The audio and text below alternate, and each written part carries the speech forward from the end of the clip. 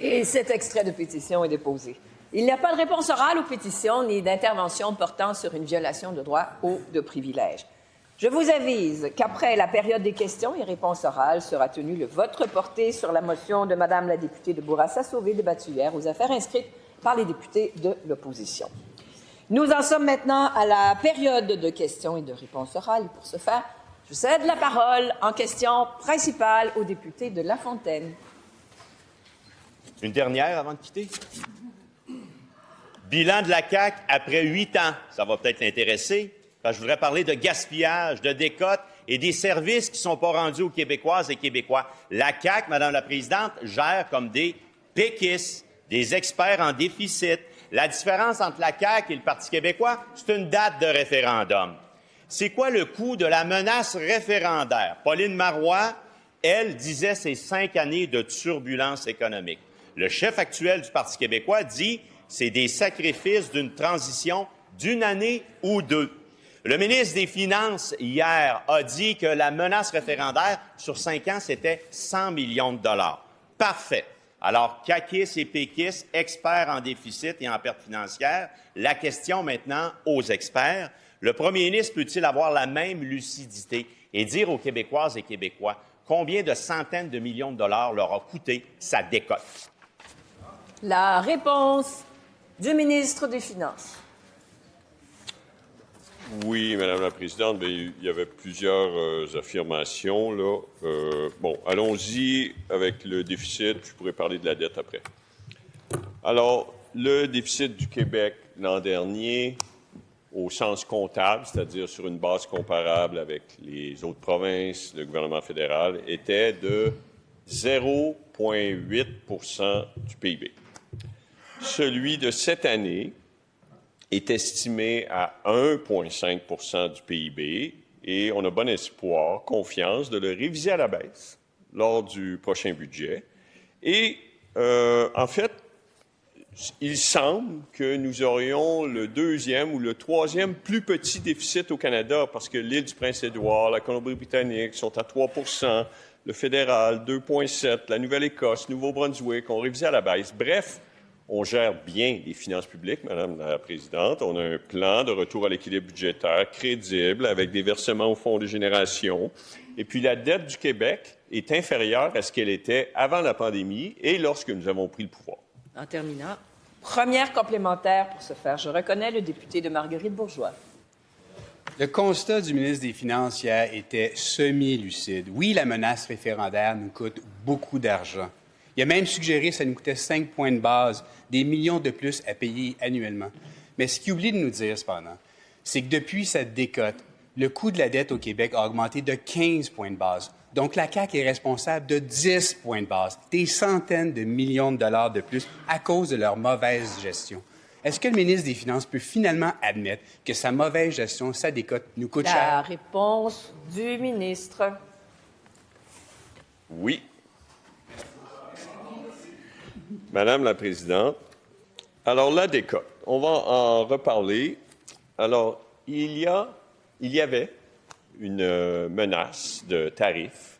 Alors, la nouvelle administration, le président est assermenté en janvier. En février, il fait des menaces de tarifer l'ensemble des produits exportés. Puis, les exportations, c'est extrêmement important pour l'économie québécoise.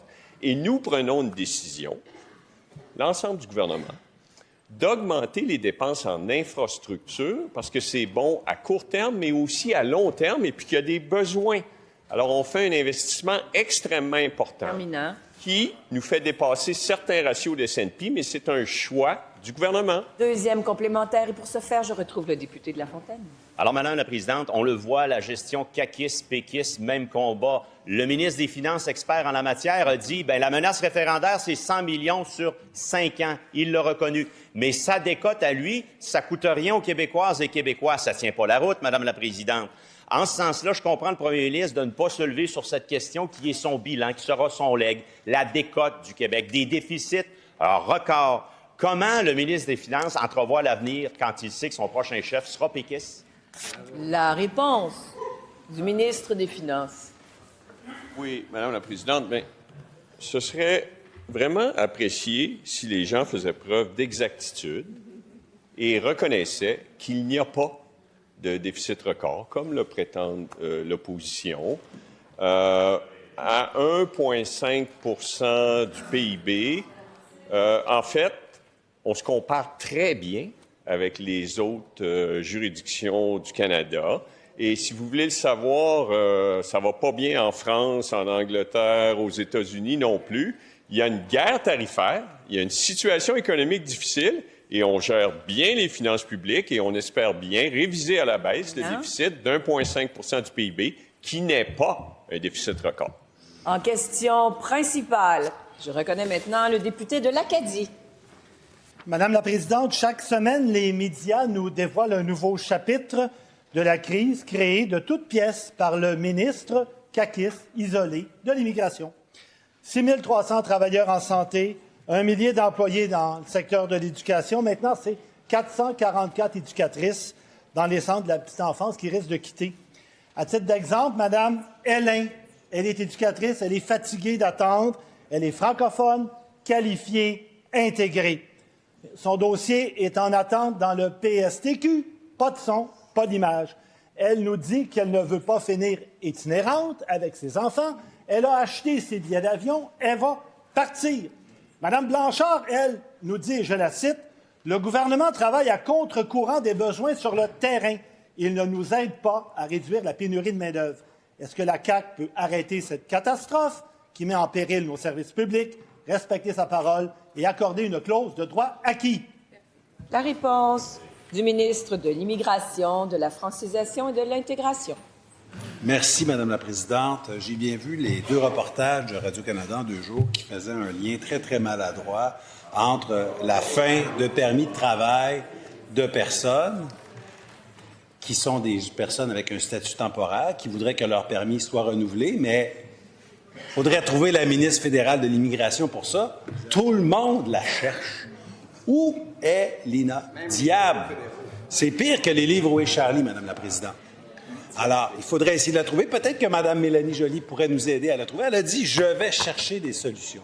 Parce que lorsque des personnes arrivent au bout d'un permis de travail, nous, au gouvernement du Québec, on pense qu'il faut renouveler les permis de travail de ces personnes-là. Évidemment, dans les secteurs des services de la famille, de la garde, de l'éducation, mais pas seulement, dans le manufacturier, dans le tourisme aussi, à Mont-Tremblant, partout ailleurs où ce sont des moteurs économiques. Mais il n'y a pas de lien entre un programme qui permet d'aller à résidence permanente, que ce soit l'ancien programme ou le PSTQ, et la fin des permis de travail temporaires, lesquels relèvent d'Ottawa. Je pense que mon collègue le sait, mais fait semblant qu'il ne sait pas. Première complémentaire. Alors voilà, continuons, Madame la Présidente. Les Québécois sont consternés par les agissements du ministre isolé de l'Immigration. La presse nous apprend ce matin dans un sondage de l'UMQ, 83 % des Québécois souhaitent garder les immigrants au travail. 83 %. Alors, par ces actions, il va priver des milliers d'enfants d'éducatrices. Le ministre le réalise-t-il? Que va-t-il faire? La réponse du ministre. Madame la Présidente, j'aurais aimé être appelé lors de la réalisation de ce sondage. J'aurais dit oui, je veux garder ces travailleurs. Donc, nous faisons partie, nous, membres du gouvernement et du caucus, de ces 83 % de personnes qui souhaitent garder ici les travailleurs temporaires. Il faut renouveler leur permis de travail et ensuite s'assurer qu'ils ont les critères minimaux pour obtenir la résidence permanente. Donc, évidemment, maîtriser la langue française, conserver le lien d'emploi. Avec l'ancien programme, c'était premier arrivé, premier servi. Avec le nouveau programme, on sélectionne en priorité les meilleures candidatures, ceux qui travaillent dans des secteurs particuliers, dans des secteurs prioritaires, mais on veut garder ces personnes sur le territoire. Deuxième complémentaire. Alors, personne ne suit le ministre. Il est largué par le candidat de Lévis, il est largué par la candidate de Sanguinet, puis il est largué par 83 % des Québécois. Après une conférence de presse désastreuse où son cabinet a été obligé de corriger ses propres chiffres, des experts le contredisent dans les journaux. Et maintenant, il publiait hier une déclaration demandant de ne pas croire ce que racontent les médias. Il en a parlé ce matin. Quelle crédibilité reste-t-il au ministre de l'Immigration? La réponse du ministre. Madame la Présidente, parlant de personnes larguées, M. Charles Milliard, il n'y a pas si longtemps, alors qu'il était président de la Fédération des chambres de commerce du travail, disait « Nous, on n'est pas sortis sur les seuils d'immigration. Ce qui nous préoccupe, c'est la capacité d'accueil. » C'était meilleur avant de devenir libéral. Toutes les entreprises aimeraient avoir accès... Attendez, Monsieur le ministre. Alors, je vous rappelle l'article 32, tout le monde. On garde le silence. J'aimerais entendre la réponse. Poursuivez.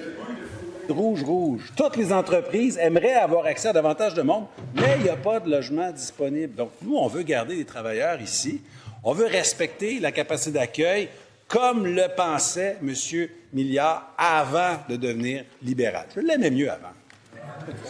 En question principale, je reconnais maintenant la députée de Darcy McGee. Merci, Madame la Présidente. Il y a un an, nous avons été informés de la situation tragique de Mélissa et Jérémy, deux jeunes adultes avec une déficience intellectuelle, connus des CIUS et en situation d'itinérance, qui habitaient dans le métro depuis plus de 2 ans. À la suite de mon questionnement du ministre des Services sociaux de l'époque, le ministre a demandé à Santé Québec d'agir pour sortir le couple de la rue le plus rapidement possible. Bien, plus d'un an plus tard, et la situation de Mélissa et Jérémy est la même. Ces deux jeunes qui se retrouvent toujours en situation d'itinérance après plus de 3 ans. Mélissa est toujours dans la rue, en situation d'itinérance. Jérémy la rejoint parce qu'il n'y a aucun hébergement adapté pour répondre à leur réalité de couple. La nouvelle ministre a maintenant demandé, elle aussi, à Santé Québec d'agir, mais clairement, Santé Québec a échoué parce que Mélissa et Jérémy sont dans la rue depuis plus de 3 ans. Elle ne peut pas nous dire que Santé Québec va s'en occuper. Donc, Madame la Présidente, je demande à la ministre d'assumer ses responsabilités ministérielles et d'agir, elle, des services sociaux. Oui, Madame la Présidente. D'abord, je suis extrêmement sensible à la situation de Jérémy et Mélissa. C'est épouvantable de savoir que des personnes dans leur situation, avec certaines limitations, se retrouvent en plus dans la rue. Alors oui, effectivement, il y a 1 an, cette situation a été médiatisée. On se souvient qu'à ce moment-là, ils étaient en situation d'itinérance dans un métro. Et puis, je pense que ça nous a toutes captés en termes d'émotion. Et oui, l'ex-ministre avait demandé de trouver une solution. Puis il y a une solution qui a été trouvée à ce moment-là. Il y a un hébergement qui a été offert à Mélissa et à Jérémy. Mais malheureusement, je ne rentrerai pas dans le détail de la vie privée des personnes, ils n'ont pas voulu y rester. Alors, c'est ça, Madame la Présidente. Alors, aujourd'hui, je me lève et puis là, on me demande qu'est-ce que la ministre va faire. Mais Jérémy est sous curatelle. Il demeure dans une ressource intermédiaire. Alors, Émilie Première, complémentaire. travaille. Merci, Madame la Présidente. On apprécie la sensibilité de la ministre, mais la sensibilité ne sort pas Mélissa et Jérémy de la rue. La raison pour laquelle ils sont dans la rue, c'est parce qu'il n'y a pas d'hébergement qui réponde à leur réalité de couple. La réponse de la ministre n'assume aucunement l'échec ni l'abandon de Mélissa et Jérémy qui sont dans la rue depuis plus de 3 ans. Cette histoire ne fait que démontrer que sans plan précis, il n'y a pas de responsabilité ni de résultat. Madame la Présidente, qu'est-ce que la ministre va faire aujourd'hui pour sortir ces deux de la rue? La réponse de la ministre. Madame la Présidente, j'ai entendu un collègue d'en face dire bravo à la question que je viens d'avoir. Bravo, vraiment. Alors, écoutez, cette situation-là, Madame la Présidente, là, j'étais en train de l'expliquer. OK? Alors, Jérémy demeure dans une ressource intermédiaire. Je n'irai pas plus loin que ça, parce que je ne veux pas rentrer dans la vie privée de Jérémy. Mélissa a fait le choix de rester dans la rue. Alors, est-ce que, Madame la Présidente, le Parti libéral est en train de forcer une situation? Oui, Madame la Présidente, parce que Mélissa, elle n'est pas sous... Deuxième, complémentaire. Madame la Présidente, c'est épouvantable d'entendre la ministre de la Santé qui dit que Mélissa a fait le choix de se retrouver dans la rue, une femme avec une déficience intellectuelle, à qui, s'il n'y a pas d'hébergement pour répondre à leur réalité, c'est à la ministre de trouver des solutions. Pas de blâmer des personnes avec des déficiences intellectuelles de se retrouver en situation d'itinérance. Est-ce que c'est la ministre qui travaille pour... Est-ce que c'est C'est Santé Québec qui travaille pour la ministre ou la ministre qui travaille pour Santé Québec? Parce que les lignes administratives, c'est tout ce que j'entends.